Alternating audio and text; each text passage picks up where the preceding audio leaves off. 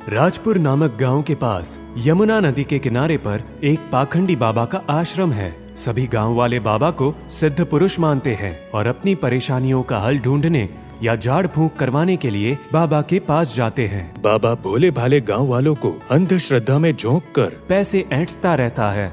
आयुष्मान भवा। बाबा की जय हो।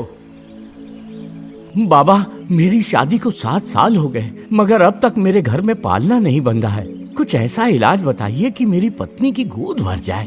बकरी की बलि देगा? बलि देना तो पाप है ना गुरुजी? मूर्ख मनुष्य, पाप और पुण्य का पलड़ा तू तय करेगा। तुझे बच्चा चाहिए या नहीं? गुस्सा मत होइए गुरुजी, इन्हें माफ कर दीजिए, हमें बच्चा चाहिए। ठीक है, कल आश्रम में बलि चढ़ाने का महायज्ञ है। बलि चढ़ाने के लिए बकरी लेकर आ जाना। किसी भी जानवर की बलि देना गैर कानूनी है और महापाप भी है। फिर भी पाखंडी बाबा जैसे लोग धर्म के नाम पर कभी डराकर तो कभी लालच देकर अंधविश्वासु लोगों को बलि चढ़ाने के लिए तैयार कर लेते हैं। सुनो शिष्य, कल के महायज्ञ में बलि चढ़ाने के लिए एक बकरी का इंतजाम किया जाए। जी गुरुदेव, हम अभी जाकर बकरी का इंतजाम करते हैं। ठीक है, लेकिन अगर बुरा ना माने तो एक बात पूछूं गुरुदेव? पूछो वत्स। माफ करना गुरुदेव, छोटा मुंह बड़ी बात पर मुझे बलि देने की प्रथा कुछ समझ में नहीं आई। क्या बकरी की बलि देना जरूरी है? बलि देने से भगवान प्रसन्न होते हैं और हमारी सारी मनोकामनाएं पूर्ण होती है शिष्य। माफ करना गुरुजी, ये बात से मैं सहमत नहीं हूँ। समस्त सृष्टि के जन्मदाता एवं मृत्युदाता तो ईश्वर है, फिर अबोध प्राणी की बलि से वो कैसे प्रसन्न हो सकते हैं? और किसी की जान लेकर तो पाप होता है, मनोकामना पूर्ण नहीं होती। खामोश, ये क्या अनाप शनाप बक रहे हो?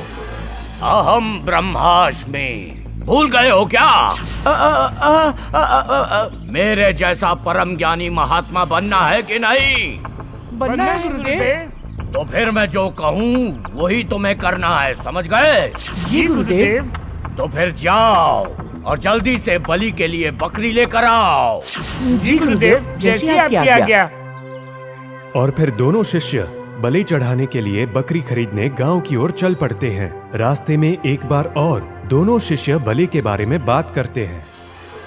भोले, सिद्धि प्राप्त करने की लालच में बलि के लिए बकरी का इंतजाम करके हम कहीं पाप के भागीदार तो नहीं बनने जा रहे हैं? मुझे भी ऐसा ही लग रहा है। अपनी मनोकामना पूर्ण करने के लिए बकरी की बलि चढ़ाना उचित नहीं है। तुम ठीक कह रहे हो, बलि चढ़ाना पाप है, पर अगर हमें गुरुदेव से सिद्धि प्राप्त करनी है तो हमें चुप रहना होगा। हाँ, और गुरुदेव जो बोले वही करना होगा। बात करते करते दोनों शिष्य बकरी विक्रेता के घर की ओर जा रहे हैं। विक्रेता के घर के बाहर बंधी बकरियां साधु बाबा के शिष्यों को आते हुए देखकर आपस में बात करने लगती है। देख धन्नो, वहाँ देख, हमें खरीदने कौन आ रहा है? हमें नहीं, मुझे। स्वामी जी मुझे खरीदने आ रहे हैं क्योंकि मैं तुझसे ज्यादा सुंदर भी हूँ और तंदुरुस्त भी हूँ। वो तो ठीक है, मगर ये साधु बाबा तुमको खरीद कर क्या करेंगे? अरे बुद्धू, ये मुझे अपने आश्रम में ले जाएंगे, ताज़ा ताज़ा चारा खिलाएंगे, रोज नहलाएंगे और मेरे साथ खेलेंगे। फिर मैं भी रोज उन्हें दिल से ताज़ा ताज़ा दूध दूंगी, देख लेना।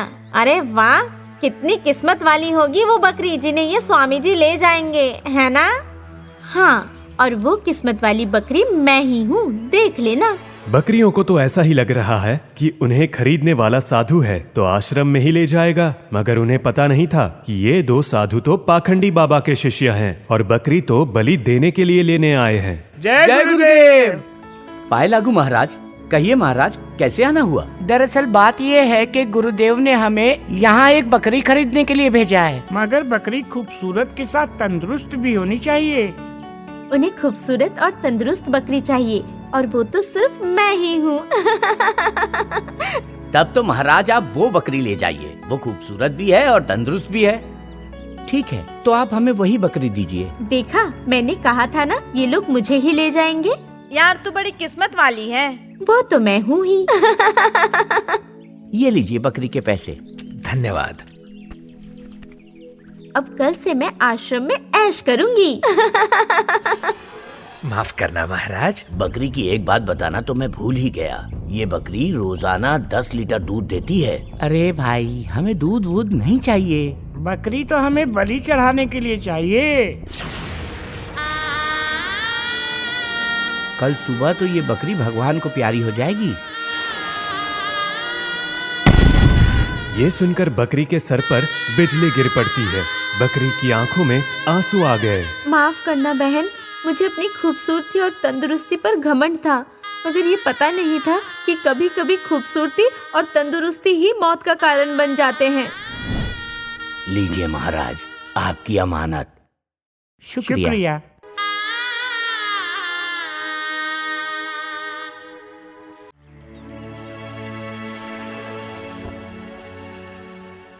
जय गुरुदेव बाबा।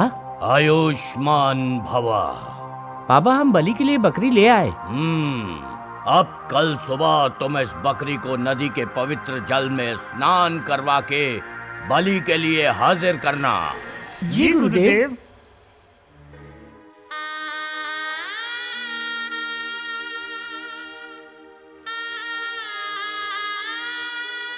भोले, बलि के लिए हम बकरी को नहला रहे हैं, परंतु इस मासूम प्राणी को मारने का पाप अगर हम पर लगा तो वो पाप कैसे धोएंगे? आज इस बकरी को मार दिया जाएगा। ये बात मालूम होने के कारण सारी रात में सो नहीं पाया, मगर हम कर भी क्या सकते हैं? गुरुजी का हुक्म है तो मानना ही पड़ेगा। दोनों शिष्यों की बात बकरी ध्यान से सुन रही थी। अब बकरी को इतना तो समझ में आ गया था कि ये दोनों शिष्य बलि देने के खिलाफ हैं। ये जानकर बकरी की जान में जान आई। फिर बकरी ने सोचा कि चुपचाप मर जाने से अच्छा है कि मौत का मुकाबला किया जाए। अतः बकरी ने अपनी अक्ल का इस्तेमाल करने का सोचा। बकरी को नहलाकर शिष्य उसे आश्रम की ओर लेकर चलते हैं। तब रास्ते में बकरी ने कहा, आप दोनों की बात सुनकर मुझे लगा कि आप भले इंसान हो। वो तो हम हैं ही। इसलिए मैंने मरने से पहले सोचा कि एक बात आपके साथ शेयर करके मरूं। अच्छा, वो क्या बात है? आज मुझे बलि के नाम पर मार दिया जाएगा, फिर भी मैं बहुत खुश हूँ। वो क्यों? क्योंकि मुझे तुम्हारे गुरुदेव पर हंसी आ रही है।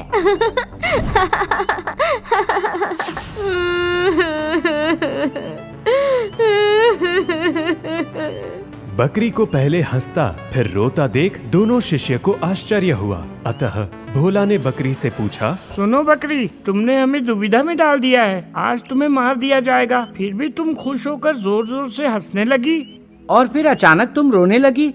ये बात हमारी समझ में नहीं आई। बताओ, तुमने ऐसा क्यों किया? ये राज की बात है। मेरी मौत के बाद तुम्हें इसका पता चल जाएगा।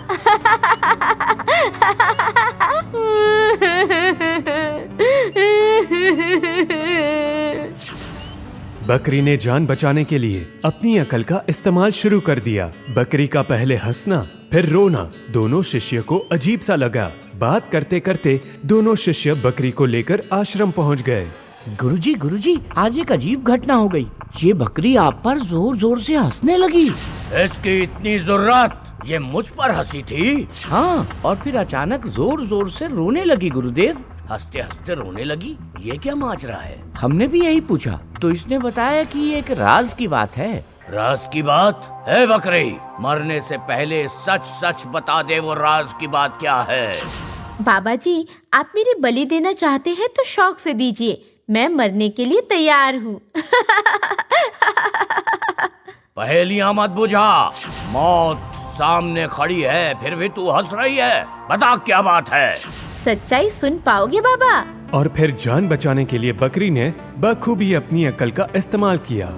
मौत सामने खड़ी है, फिर भी मैं हंस रही हूँ। इसकी सबसे बड़ी वजह है मेरी बलि। बलि? हाँ, बलि। तुम जैसे ही मेरी बलि चढ़ाओगे, मैं श्राप से मुक्त हो जाऊंगी। श्राप? कैसा श्राप? पिछले जन्म में जब मैं इंसान थी, तब मैंने एक बकरी की बलि चढ़ाई थी। तब भगवान ने नाराज होकर मुझे बकरी बनने की सजा दी थी। और अब आप जैसे ही मेरी बलि दोगे तो आप शापित हो जाओगे। फिर अगले जन्म में आप बकरी बन जाओगे और मैं वापस इंसान बन जाऊंगी। इसी वजह से मैं हंस रही थी। तो फिर बाद में रोई क्यों? मैं इसलिए रोई थी क्योंकि पिछले जन्म में जब मैंने बकरी की बलि दी थी, भगवान ने मुझे बकरी बना दिया था। अब इस जन्म में आप मेरी बलि चढ़ाओगे तो भगवान आपको बकरी बना देगा। आप इतने ज्ञानी होने के बावजूद बकरी बन जाओगे तो दुख तो होगा ही। बकरी की बात सुनकर बाबा उसकी बातों में आ गया। उसे अपने अगले जन्म की चिंता होने लगी और पछतावा भी होने लगा। फिर बाबा ने कसम खाई कि आज के बाद वो कभी भी बलि नहीं चढ़ाएगा। शिष्यों, आज से हमारे आश्रम में कभी भी किसी भी प्राणी की बलि नहीं दी जाएगी। आज से ये बकरी हमारी प्रिय बकरी होगी। इसे रोज ताजा ताजा चारा खिलाना, रोज नहलाना और रोज इसके साथ खेलना, समझ गए? जी गुरुदेव। अब मैं रोज ताजा ताजा दूध दूंगी दिल से। बकरी ने साहस और अपनी अकल का इस्तेमाल करके अपनी जान बचाई और समाज को संदेश दिया कि मुश्किल समय में कभी हार नहीं माननी चाहिए। साहस और चतुराई से हर मुश्किल का सामना डट कर करना चाहिए। रुपेश की बहन नीलम का रिश्ता पक्का हो गया था। 3 दिन बाद शादी का मुहूर्त निकला तो रुपेश की मां जानकी ने दूर और पास के सभी रिश्तेदारों को न्योता भिजवा दिया। निमंत्रण मिलते ही शादी के एक दिन पहले से ही मेहमान घर में इकट्ठा होने लगे।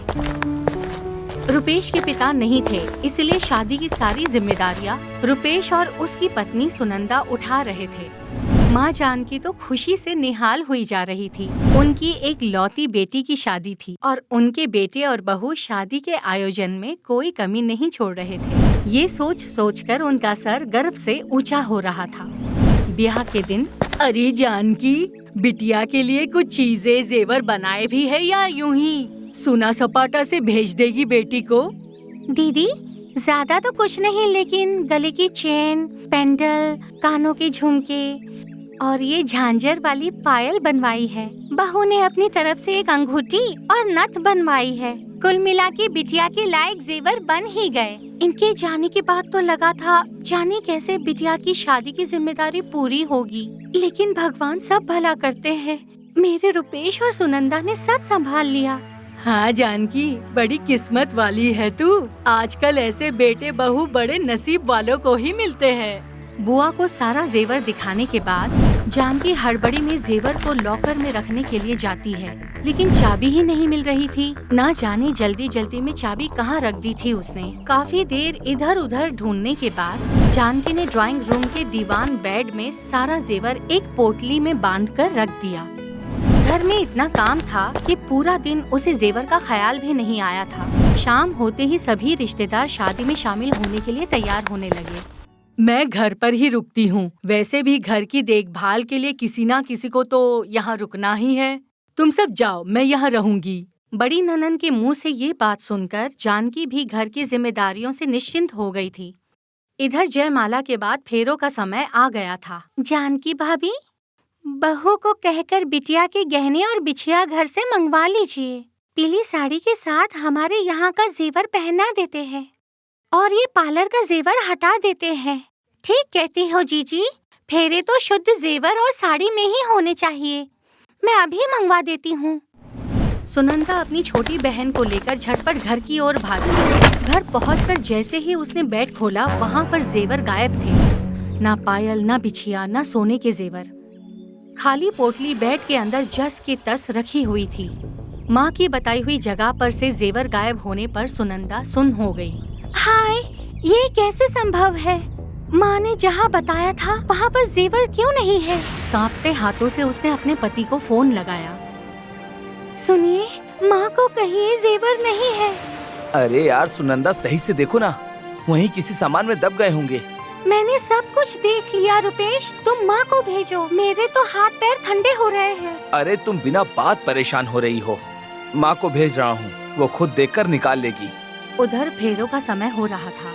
माँ को खबर मिली तो माँ दौड़ी दौड़ी घर पहुँच गई। अरे बहू, बेड में सामान ही कितना है, जरा हटाकर देख नहीं सकती तुम?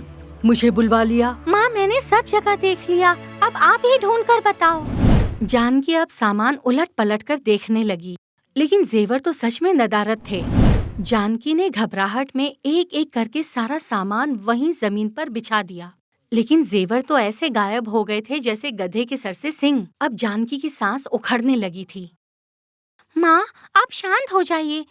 मुझे लगता है आपने जेवर कहीं और रख दिए हैं। एक बार शांति से सोच कर देखिए। नहीं बेटा, मुझे अच्छी तरह याद है, जीजी को दिखाकर मैंने बेड में ही रख दिए थे, क्योंकि लॉकर की चाबी रुपेश तो ले गया था। तभी सुनंदा का फोन घनघना उठा। सुनंदा, तुम दोनों जल्दी से आ जाओ। फेरों का समय शुरू हो चुका है। सब लोग शोर मचा रहे हैं। रुपेश, माँ की हालत ठीक नहीं है। नीलम के गहने नहीं मिल रहे हैं। हम दोनों ढूंढ रहे हैं। तुम वहाँ संभालो। सुनंदा की घबराई हुई आवाज सुनकर अब तो रुपेश का भी दिल बैठने लगा था। बुआ जी, आप लोग नीलम को फेरे के लिए बैठाइए। माँ को लौटने में थोड़ा समय लग जाएगा। रुपेश का बुझा हुआ चेहरा देखकर बुआ भी कुछ ठिठक रही थी। उन्हें भी समझ आ रहा था कि कुछ न कुछ तो अनहोनी हुई है। बुआ ने समझदारी दिखाई और फेरे शुरू करवा दिए। बेटा रुपेश, बहू को बुलवाओ। अब कन्यादान का समय है। कहो जो भी बात है अब बाद में निपटारा करेंगे। पहले बिटिया के हाथ पीले करो। कुछ देर में जानकी और सुनंदा मंडप में लौट आई। रुपेश ने कुछ नहीं पूछा। उनके उदास बुझे चेहरे देखकर सारी कहानी खुद ब खुद समझ आ रही थी। फिर कुछ ही समय में कन्यादान की रस्म खत्म हो गई। बहू, हमारी इज्जत मिट्टी में मिल जाएगी। बिटिया को पहनाने को एक जोड़ी बिछिया तक नहीं बची। क्या कहे, कैसे कहे, कुछ समझ में नहीं आता। नई नई रिश्तेदारी है। माँ, आप मेरे गहने पहनाकर नीलम को विदा कर दो। बाकी बातें बाद में सोचेंगे। लेकिन बहू, तुम्हारे गहने। नहीं। माँ, ज्यादा मत सोचिए। नीलम को खुशी खुशी विदा कर दो। बाकी बातें बाद में करेंगे। सुनंदा ने धीरे से नीलम को भी सब समझा दिया था। शाम होने से पहले नीलम की विदाई की रस्म भी खत्म हो गई। फिर बड़ी बुआ, आप तो पूरे समय घर पर ही थी। बताइए ना, कौन कौन आया था? बेटा, वैसे तो रात भर किसी न किसी का आना जाना लगा हुआ था, लेकिन बाहर का कोई आदमी घर में नहीं आया था। सब घर परिवार के ही लोग थे। माँ, आप लोग घबराइए मत। घर के अंदर से गहने कोई बाहरी इंसान नहीं लेके जा सकता। ये किसी अपने का ही काम है। मैं एक बाबा के पास जा रहा हूँ। उनकी दिव्य दृष्टि से कोई भी नहीं बच सकता। वो सारा सच केवल 1 मिनट में ही बता देंगे। बस आप मेरे लौटने तक किसी को भी घर छोड़कर जाने मत देना। रुपेश अपनी बाइक से बाबा जी के आश्रम की तरफ निकल गया। 2 घंटे बाद रुपेश ने सुनंदा को कॉल किया। सुनंदा, बाबा जी ने बताया है कि हमारे घर के बगल में खाली पड़े हुए प्लॉट में जाकर एक बार देखो। जेवरों के खाली बॉक्स वहीं पर पड़े मिलेंगे। इतना कहकर रुपेश ने फोन काट दिया। रुपेश की बात सुनकर घर में बैठे सभी रिश्तेदार खाली प्लॉट की तरफ दौड़ पड़े। सचमुच जेवर के खाली बॉक्स उसी प्लॉट में पड़े हुए मिले। अब तो सबको पक्का यकीन हो गया कि बाबा पक्का चोर को पकड़ ही लेंगे। जो इतनी दूर से डब्बे को देख सकता है, वो चोर को भी देख सकता है। सुनंदा ने फोन करके रुपेश को खाली डिब्बे मिलने की बात बताई, तो रुपेश ने ठीक है कहकर फोन रख दिया। घर में सबके दिलों की धड़कन तेज हो चुकी थी। हर कोई इस गुत्थी का हल जानना चाहता था। एक एक पल काटना भारी हो रहा था। तभी फिर से सुनंदा का फोन बजा। क्या बताया बाबा जी ने? मैं घर आकर बात करता हूँ। बताइए ना, क्या कहा बाबा जी ने? लेकिन रुपेश ने बिना कुछ कहे फोन रख दिया। 2 घंटे बाद रुपेश घर में दाखिल हुआ। बुआ जी के साथ साथ कई सारे चेहरे सफेद पड़ चुके थे। बताना रुपेश, क्या बताया बाबा जी ने? मेरा तो एक एक पल भारी हो रहा है। मैंने ही घर की जिम्मेदारी ली थी। चोर तो मैं ही हुई, लेकिन राम कसम बेटा, मैं इस उम्र में जेवरों का क्या करूंगी? मैंने चोरी नहीं की। आप परेशान मत होइए बुआ जी। बाबा जी ने मंत्र पढ़कर कुछ चावल दिए हैं मुझे। अभी मंत्रित होने की वजह से इनका रंग पीला हो चुका है। बाबा जी का कहना है कि घर में आने वाले सारे रिश्तेदारों को इसका एक एक दाना खिला देना। आज शाम तक उसके परिवार में किसी न किसी की मौत हो जाएगी और उससे ये पता चल जाएगा कि आखिर चोर है कौन। देखिए, आप सभी मेरे अपने हैं। अगर किसी ने भी वो जेवर लिए हैं तो मुझे ऐसे ही लौटा दीजिए, नहीं तो मुझे आप सभी लोगों को ये चावल खिलाने ही पड़ेंगे। रुपेश की बात सुनकर सबके चेहरों का रंग उड़ गया था। 2 मिनट तक जब कोई नहीं बोला तो रुपेश ने एक एक करके चावल के दाने खिलाने शुरू कर दिए। सबसे पहले सुनंदा ने चावल खाया, उसके बाद जानकी, फिर रुपेश, फिर बुआ जी। ऐसे ही एक एक करके सबने चावल खा लिया। 2 मिनट के बाद रमेश को उल्टी हो गई। और वो कपकपाने लगा। किसी तरह पानी पिलाकर उसे शांत किया। इसके बाद रुपेश ने सबको जाने के लिए कह दिया। सभी अपने अपने बैग पैक करने लगे। तभी फिर से रमेश को चक्कर आ गई। रमेश के मुंह पर पानी के छींटे मारकर होश में लाया तो वो जोर जोर से रोने लगा। मुझे माफ कर दो, मैंने ही नीलम के गहने चुराए थे। जब मामी मम्मी को गहने दिखा रही थी तो मैंने चुपके से देख लिया था कि गहने बेड में रखे हैं। रात में सबके जाने के बाद मैं घर आया तो मम्मी ने मुझसे कहा कि वो बाथरूम जा रही हैं, थोड़ी देर यहीं पर रुकना। बस उसी समय मैंने सारे गहने निकाल लिए और उनके सारे डब्बे अपनी छत से बगल वाले प्लॉट में फेंक दिए। गहनों को अपने मैंने कपड़ों के बीच में छुपा दिया और वापस से शादी में शामिल हो गया। मुझ पर बहुत कर्ज हो गया है, कर्जदार मुझे परेशान भी कर रहे हैं, इसीलिए मैंने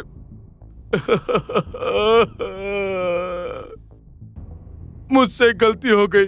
बस किसी तरह बाबा जी से इस मंत्र का काट पूछ लो। मैं जीवन भर तुम्हारे पैर धो धो कर पीऊंगा, पर मेरे परिवार को कुछ नहीं होना चाहिए। ये सुनकर रुपेश मुस्कुराने लगा।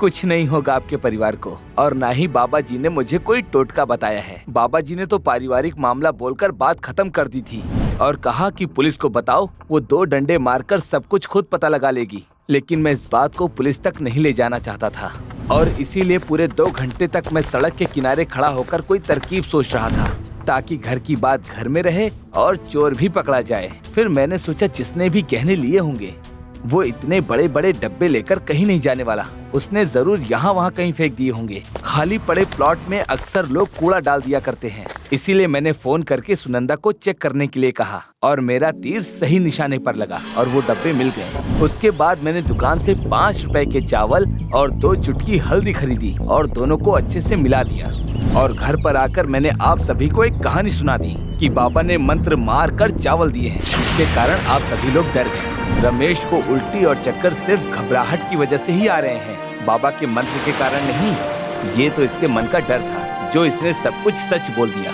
ये मंत्र का जंतर तो मैंने खुद अपने दिमाग से चलाया है। रुपेश की बात सुनकर सभी उसकी सूझबूझ और उसके मंत्र के जंतर की तारीफ करने लगते हैं। रियालपुर नाम का एक गांव था। गांव में एक बहुत धनवान सेठ अमर सिंह रहता था। सेठ के पास धन दौलत की कमी नहीं थी, लेकिन फिर भी वो हर समय धन जुटाने के नए नए तरीके ढूंढता रहता था। एक दिन सेठ का मुंशी उसके पास आता है। सेठ जी, पता चला है कि शहर में बड़ी आसानी से रकम दुगनी हो जाती है। क्या बात कर रहा है? वो कैसे भला? सेठ जी, काला धन सफेद करने का धंधा जानते हैं आप? मनी लॉन्ड्रिंग बोलते हैं उसको। अपनी लालची स्वभाव के कारण सेठ काले धंधे के चक्कर में पड़ गया और अपनी सारी संपत्ति गवा बैठा। अब वो भारी कर्ज में डूब गया था।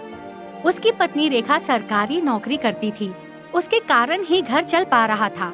लेनदार अब सेठ को परेशान करने लगे थे, इसीलिए वो बहुत तनाव में रहने लगा था। एक दिन वो गाड़ी से लौट रहा होता है, तभी उसका एक्सीडेंट हो जाता है।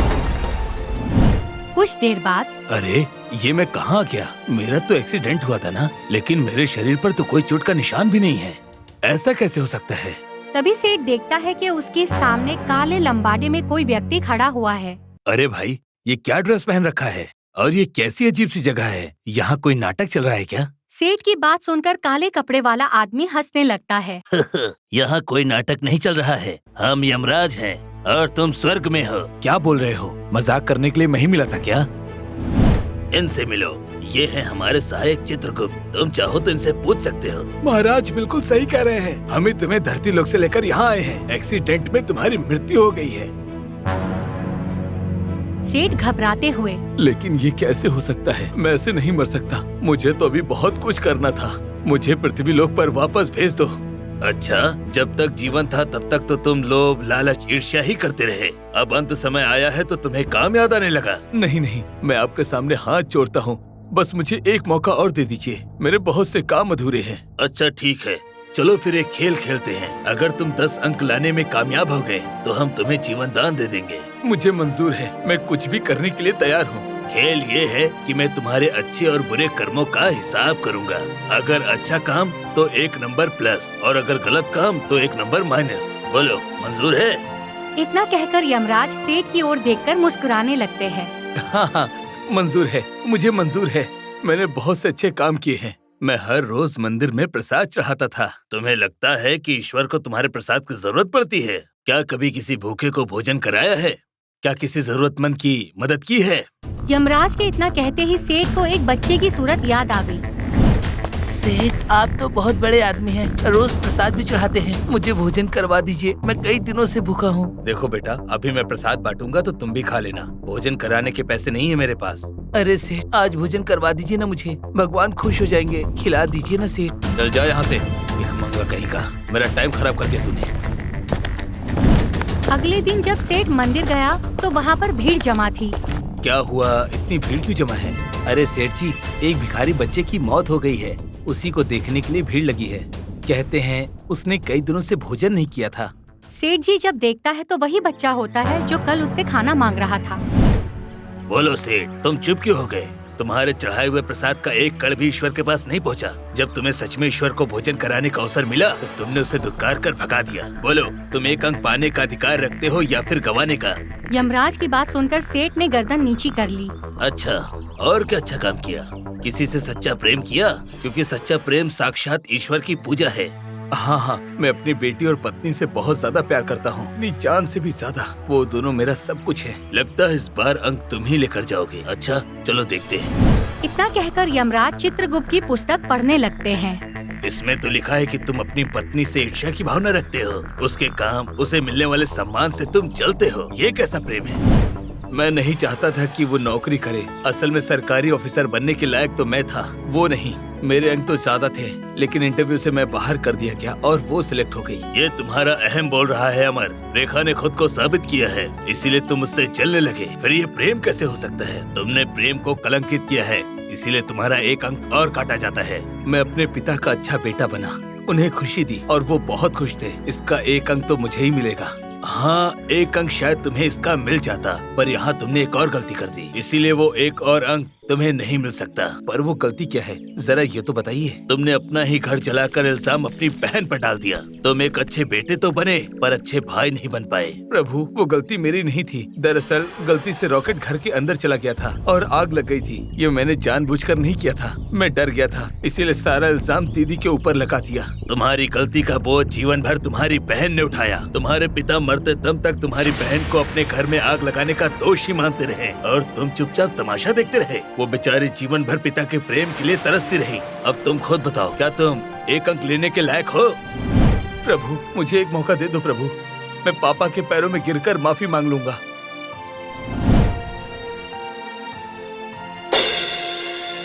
मुझे माफ कर दो पापा। मैं आपकी नफरत नहीं पाना चाहता था, इसीलिए मैं चाहकर भी आपसे सच कभी नहीं बोल पाया। दीदी की कोई गलती नहीं थी, वो घर मेरी वजह से चला था। मुझसे बहुत बड़ा अपराध हुआ है। मैं भी माफी मांगता हूँ। अपने बच्चों से ज्यादा मैंने अपने मकान को प्यार किया। अगर तुम वापस जाओगे तो रश्मि से कहना कि पापा उसे बहुत प्यार करते हैं। हो सके तो अपने बाप को माफ कर दे। अरे वाह सेठ, इस बार तो तूने 2 नंबर प्राप्त कर लिए। 1 नंबर सच बोलकर माफी मांगने के लिए और दूसरा नंबर अपने पिता को गलती का एहसास दिलाने के लिए। इसी तरह यमराज सेठ से उसके अच्छे और बुरे कर्मों के लिए बारी बारी सवाल पूछते रहते हैं और अंत में सेठ के पास 9 अंक जमा हो ही जाते हैं। ये अंतिम सवाल, तुम तो भारी कर्जे में डूबे हुए हो और अपने हिस्से की काफी जिंदगी भी जी चुके हो। अगर तुम इस खेल से पीछे हट जाओ तो मैं तुम्हारे स्थान पर तुम्हारे बाद आने वाले मानव को जीवन दान दे सकता हूँ। अरे नहीं नहीं, ये तो चीटिंग है। मैंने बड़ी मुश्किल से सारे पड़ाव को पार किया है, मैं पीछे नहीं हटने वाला। देखो, वो एक 8 साल की बच्ची है। तुम चाहो तो मैं उसे जीवन दान दे सकता हूँ। नहीं नहीं भगवान, बस आप मेरा जीवन मुझे वापस कर दो। मैं अपने परिवार के पास लौटना चाहता हूँ। यमराज सेठ की बात सुनकर मुस्कुरा देते हैं और उसे तथास्तु कह देते हैं। कुछ देर बाद सेठ की आँख खुलती है तो वो खुद को अस्पताल में पाता है। पेशेंट को होश आ गया। सिस्टर जल्दी आओ। सर, इनकी पल्स तो नॉर्मल हो गई, लेकिन लगता है उन दोनों को हम नहीं बचा पाएंगे। सिस्टर, आप किसकी बात कर रही हैं? जिस गाड़ी में आपका एक्सीडेंट हुआ उसमें आपकी पत्नी और बेटी थे जो स्कूल से लौट रहे थे। आप तो बच गए, लेकिन उन दोनों की हालत बहुत खराब है। आपकी बेटी के पेट में सरिया घुस गया था, जिससे उसकी दोनों किडनी खराब हो गई। आधे घंटे में किडनी नहीं मिली तो हम उसे नहीं बचा पाएंगे। नहीं, मेरी किडनी ले लो। मुझे मार डालो पर मेरी बच्ची को बचा लो। आपका बहुत खून बह चुका है, हम आपकी किडनी नहीं ले सकते। पहले ही आपकी हालत बहुत खराब है। नहीं, मेरी बेटी, तुम मुझे छोड़कर नहीं जा सकती। मैं क्या करूं भगवान? मेरी जान ले लो, पर मेरी बच्ची की जिंदगी बचा लो भगवान। इतना कहते हुए सेठ ने अपना ऑक्सीजन मास्क हटा दिया। सेठ लंबी लंबी सांसें लेने लगा और कुछ ही देर में वो बिस्तर से नीचे गिर पड़ा। आंखें खुली तो वो फिर से यमराज के सामने था। अभी तो तुम यहाँ से अपने प्राण लेकर गए थे, इतनी जल्दी वापस भी आ गए। मेरी बच्ची के प्राण बख्श दो, मैं खुशी खुशी मरने के लिए तैयार हूँ भगवान। मैंने तो तुमसे कहा था कि अगर तुम यहाँ रुक जाओ तो मैं उस बच्ची के प्राण वापस कर दूंगा, लेकिन तुम नहीं माने और अपने प्राण लेकर वापस चले आए। मुझसे भूल हो गई। मुझे रुपया, पैसा, धन दौलत, यहाँ तक कि मुझे अपनी जिंदगी भी नहीं चाहिए। बस मेरे बच्चे को ठीक कर दो प्रभु। इधर अस्पताल में नर्स सेठ को जमीन पर गिरा हुआ देखती है तो वो तुरंत डॉक्टर को आवाज लगाती है, डॉक्टर जल्दी आइए, देखिए पेशेंट को क्या हो गया। डॉक्टर तुरंत सेठ को आईसीयू में ले जाते हैं। तभी उसके जेब से एक कागज निकलकर जमीन पर गिरता है। कागज पर सेठ ने लिखा था, मैं अपनी इच्छा से अपने प्राण त्याग रहा हूँ। मेरे मरने के बाद मेरी किडनी मेरी बेटी को दे दीजिए, यही मेरी आखिरी इच्छा है। कुछ घंटों के बाद सेठ को होश आया तो वो वापस हॉस्पिटल में था। बधाई हो सर, आपकी बेटी की जान बच गई है। लास्ट मोमेंट पर हमें एक डेड बॉडी मिली जिसकी किडनी आपकी बेटी से मैच हो गई है। मेरी पत्नी, वो तो ठीक है ना? वो भी आप खतरे से बाहर है। हमें एक ब्लड डोनर मिल गया था, उसी के रिश्तेदार की बॉडी से किडनी हमने आपकी बेटी को लगा दी। लेकिन वो फरिश्ता था कौन? मैं उनका धन्यवाद करना चाहता हूँ। वो तो चले गए, उन्होंने अपना नाम भी नहीं बताया, बस ये लिफाफा आपको देने के लिए कहा था। सेठ जल्दी जल्दी लिफाफा खोलता है। उस लिफाफे में 2 करोड़ का चेक रखा हुआ था। नीचे लिखा हुआ था, तुम परीक्षा में पास हुए, अच्छी शुरुआत करना। सेठ समझ चुका था खुद भगवान उसके परिवार की रक्षा करने के लिए धरती पर आए थे। सेठ की आँख खुल गई थी। लालच, छल कपट, लोभ सब कुछ छोड़कर उसने एक सादगी भरी जीवन को चुना और अपनी सारी संपत्ति जरूरतमंदों के नाम कर दी।